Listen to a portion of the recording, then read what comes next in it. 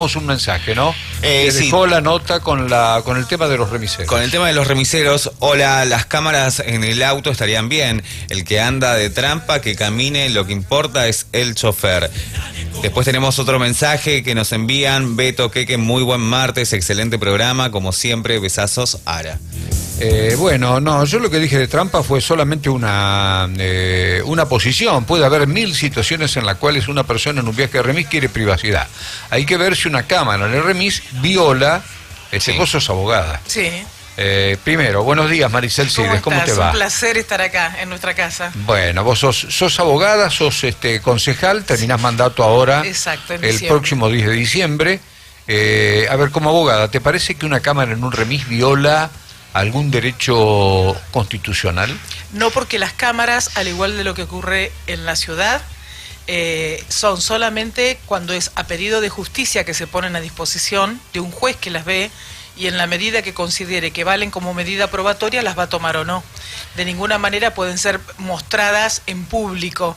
Desde ese lugar vos podés viajar con tu amante o en la situación que sea, y no por eso tiene todo el mundo por qué tomar estado de conocimiento. Si no, estaríamos violando la privacidad de los vecinos. Sí, con las cámaras que hay en los negocios. Claro.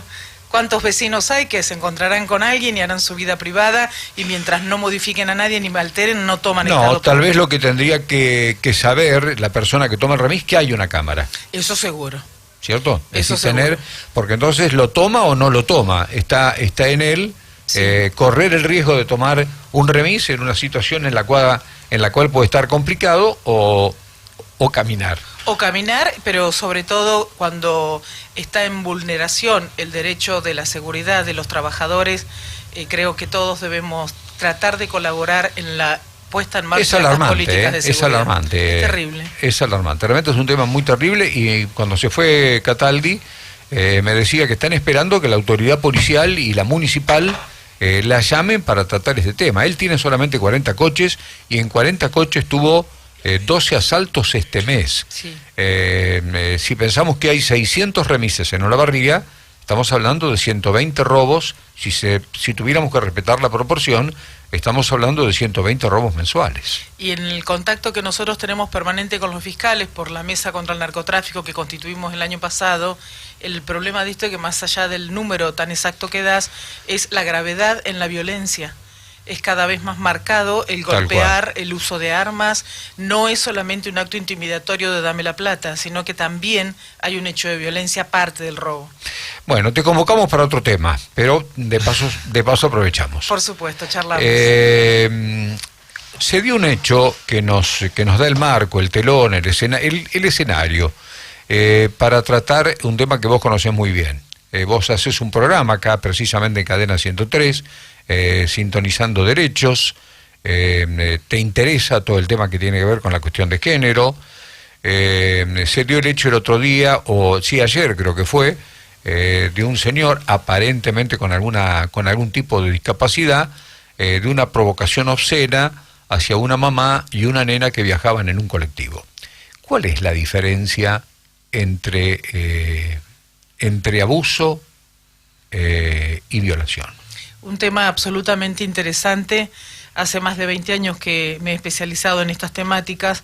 Antes, para poder hablar de un abuso sexual o violación, te decía, te lo tomaban como sinónimo, sí o sí tenía que haber acceso carnal.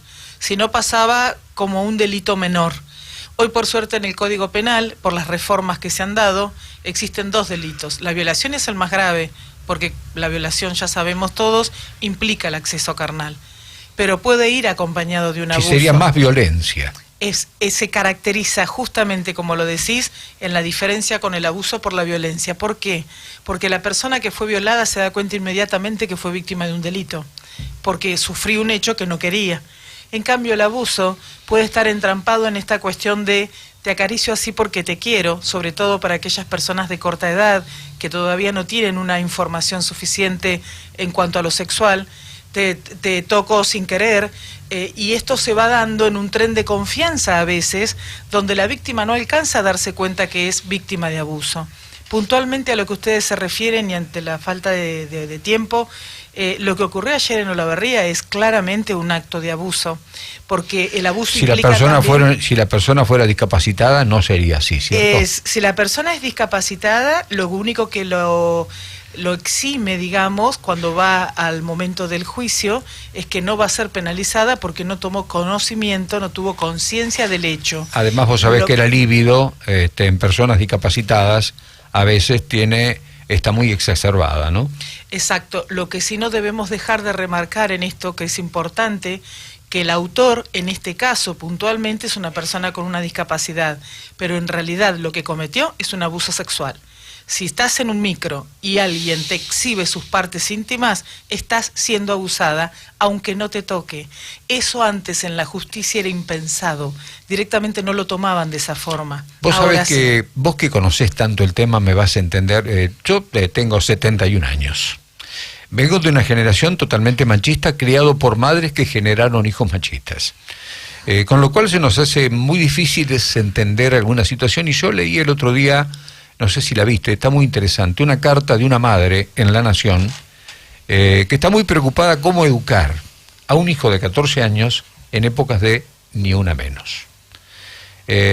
¿Por qué? Porque la madre empieza diciendo que respeta y que conoce exactamente toda la temática, pero que cuando llega un punto en que no sabe cómo decirle a su hijo cómo tiene que tratar a las compañeras de colegio, cómo las tiene que mirar, como diciendo que tal vez hemos llegado a un punto de saturación de este tema.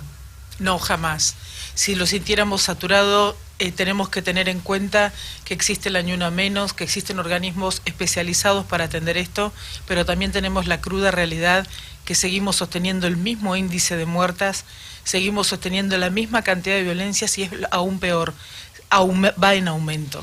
Tenemos un juzgado de familia que el 75% de las causas son de violencia de género. Sería impensado decir saturación ante la violación de derechos humanos cuando todavía no pudimos, a pesar de todas las políticas públicas, bajar este índice. ¿Hay más casos de violación o de abuso? De abuso. No, lo que más se registra es la situación de violación, porque el abuso, lamentablemente, como digo, a veces es tomado hasta por las propias víctimas como algo natural. El abuso lo estamos viendo también que hemos recibido consultas en ámbitos laborales, en donde sin querer te rozo, en donde sin querer tal cosa, y como es el ámbito laboral y debo volver ahí porque trabajo y necesito trabajar, trato de callarme, aunque sea un par, aunque no es que venga de mi jefe en un abuso de poder. ¿Cómo advierte? Perdón, así que le hago otra y te dejo porque vos conocés mejor el tema que yo. ¿Cómo advierte la mujer dónde está el límite entre la amistad, entre la bonomía, entre la cordialidad y el abuso? El límite es muy claro. Primero es cuando uno se siente íntegro. Si yo tengo un compañero que me toma de los hombros al momento de saludarme y lo tomo como un cariño y un afecto, indudablemente me siento cómoda y me siento querida por mi compañero. Ahora, si él al abrazarme siento que me está tocando los pechos o que a propósito apoya... Sí, no hace falta que te toque los pechos. Un abrazo solamente puede ser un abrazo... Sí, con algún sentido. Hemos trabajado en algunas situaciones en donde se han excusado los hombres diciendo si solamente te toqué los hombros porque realmente le sentí un cariño. Entonces, a veces, lamentablemente, para que esto tome una repercusión, tenemos que caer en este tipo de cuestiones. Sobre todo es volver a nosotros mismos como sujeto de derechos y pensar hasta dónde yo tengo ganas que mi compañero me agarre de los hombros, porque hay gente que es mucho más arisca a ese cariño físico. Bueno, tenemos uno de los temas que se dio a conocer en el mes de junio, fines de junio, principios de julio, el jury de enjuiciamiento al juez del juzgado de familia, que todavía continúa trabajando en el juzgado cuando la secretaria se encuentra de una licencia psiquiátrica. ¿Cuál es tu postura con respecto a este caso, Maricel?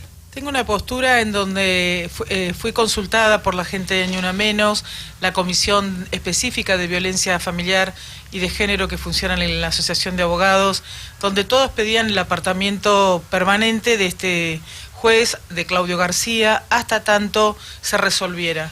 Yo tengo una postura absolutamente rígida en cuanto a estas cosas.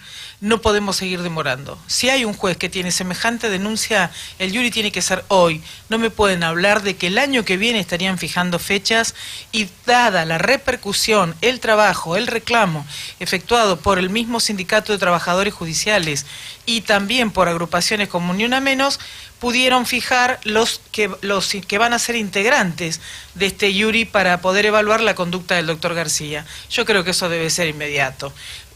Es un juez de familia, tiene 70% de causas, no es que lo apartamos hasta que se resuelva, porque entendamos que en el medio, mientras un juzgado no tiene un juez permanente, volvemos a cuando lamentablemente tuvimos la pérdida de la doctora María Inés Germino por un accidente, y al fallecer ella, es un juzgado que quedó a la deriva con lentitud al momento de resolver las causas. El juez tiene que estar y impecable con su conducta.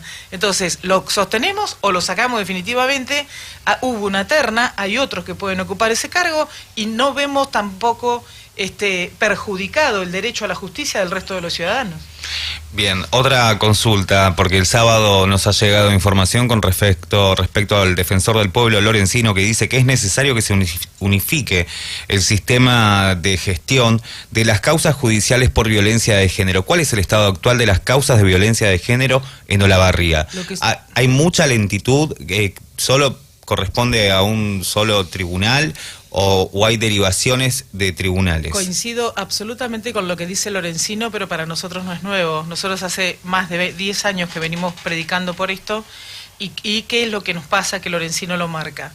Hay falta de comunicación entre los fueros. Entonces, vos tenés en la parte penal, están investigando porque le pudo haber causado lesiones a la víctima. El juzgado de familia, sin estar enterado, como el matrimonio ya está separado y no se tomaron medidas cautelares de carácter urgente, te está fijando una audiencia para que se pongan a discutir el régimen de visita sin ningún tercero, volviendo a tener contacto entre las dos personas cuando uno fue absolutamente lesionado. A pesar de eso, se luchó mucho, y en esto tuvo mucho que ver la Mesa Local contra la Violencia Familiar y de Género, en donde se creó una oficina que unifica las causas en la parte penal, que está a cargo de la doctora Mirta Deroni, que es una oficina en donde las causas, al ser agresor, de acuerdo al fiscal que interviene, es una causa que queda única e individualizada. A través de la oficina de Mirta Deroni tiene un sistema en donde sí, Juan García, Juan Pérez, fue el agresor, salta que ya tiene otras causas en otras fiscalías. Antes eso en Olavarría era impensado. Teníamos todas las causas por separado y éramos los abogados que como hormiguita teníamos que ir avisando a cada uno de los fiscales que ya existía una causa previa. Lo que establece Lorenzino es lo lógico, lo correcto, lo que corresponde. También debo aclarar que en la experiencia que tengo, hace 10 años que venimos reclamando esto y no existe. Se ha logrado una secretaría especializada dentro del juzgado de familia y nosotros estamos convencidos que vamos a llegar en una instancia, incluso para no perjudicar el avance de las otras causas, como puede ser alimentos, un régimen de visita, un divorcio común me refiero sin ningún tipo de estas características, que tiene que existir un juzgado específico en materia de violencia familiar, lamentablemente. Maricel, ya estamos en el tiempo, una sola. Cuando aparecen en los diarios casos como el de Kevin Spacey, como el de Wertheim, el director de cine, ¿eso dispara también que mucha gente se anime a la denuncia? Yo creo que hoy, por suerte, quizás soy extremadamente positiva, no todos los que trabajan conmigo opinan igual, todo está sirviendo como disparador, todo.